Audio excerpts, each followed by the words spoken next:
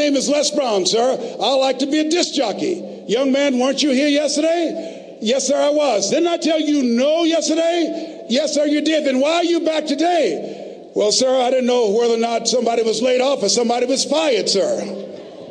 Nobody was laid off or fired. Now, get on out of here.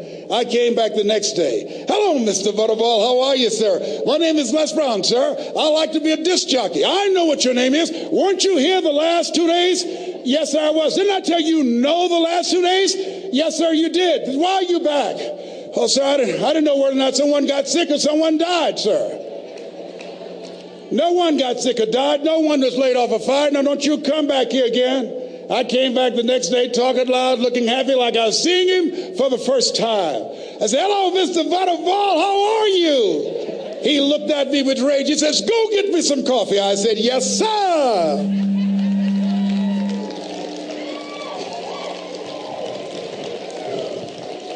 My favorite book says the greatest among you will be your servant. How many of you are serious about your goals and dreams? Raise your hands. Very good. Write this down. Provide more service than you get paid for. Provide more service than you get paid for. I go to a lot of seminars and workshops. And one of the things I know about T. Harv Eckert, and when I was sitting in the class with Robert Rappel and all of the other presenters, they hold themselves to high standards and they provide more information than anybody else in the industry, bar none. They hold nothing back because their commitment is for your success. And when you hold yourself to high standards, write this down, impact drives income. That's why you're here.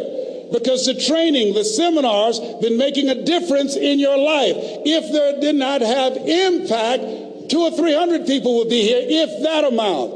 Impact drives income. So I became the errand boy for the disc jockeys. I would go get their lunch and their dinner, and I would bring it to them in the control room, and I'd watch them working the control boards, knowing my time will come. Write this down. I expect to reach my goal. Yes, you want to operate with a spirit of expectation. I expect to reach my goal. So I started preparing for the next position. Never forget one quote that I heard. As you look at your life, look at your goals and dreams.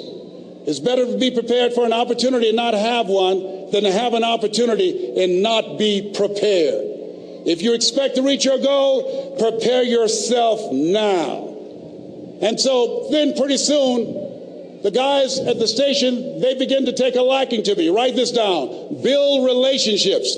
As you're aware, people deal with people that they know, like, and trust. And so they would say, Leslie, yes, sir. Come here, yes. Come outside. Who did this? Oh, your car? Yes. Who cleaned my car? I did, sir. I would wax their cars on the weekend, inside and out. How much do you charge?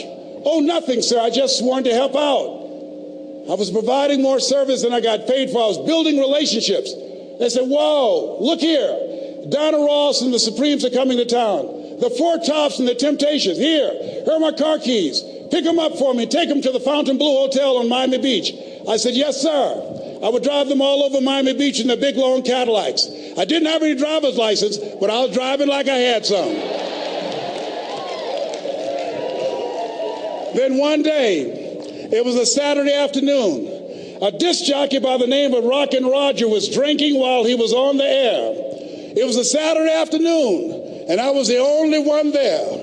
Rockin' Roger got so drunk, he could not complete the show. He started slurring his words. He's about to fall off the chair. And there I was, looking at him through the control room window, walking back and forth, young, ready, and hungry. I was saying, drink, Rock, drink. Drink, Rock. I'd have gone and get him some more if he'd asked me to. Then pretty soon the phone rang. It was the general manager, and I answered the phone. I said, hello? He said, young boy, this is Mr. Klein. I said, I know. He said, Rock can't finish his program. I said, I know. He said, would you call one of the other DJs in? I said, yes, sir. I said to myself, he must be thinking I'm crazy. I called my mom and my girlfriend, Cassandra. I said, y'all come out on the front porch and turn up the radio. I'm about to come on the air.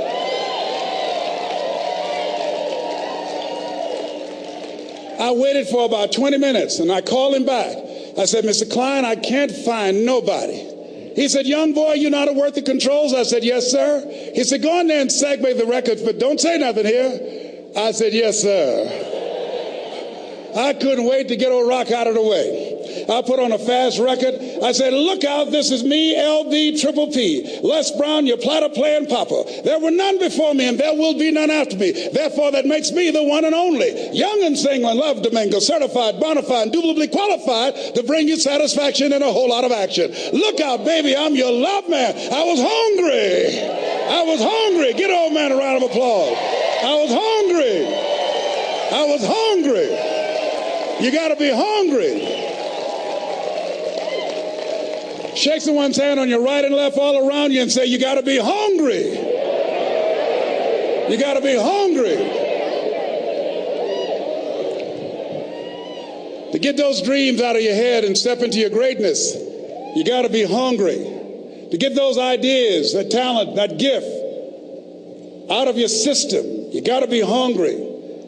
To get up off the canvas of life and understand what Willie Jolly meant, that a setback is a setup for a comeback. You got to be hungry. People that are hungry are willing to do the things that others won't do in order to have the things tomorrow others won't have. How many of you got value out of what you've heard thus far? Raise your hands, please.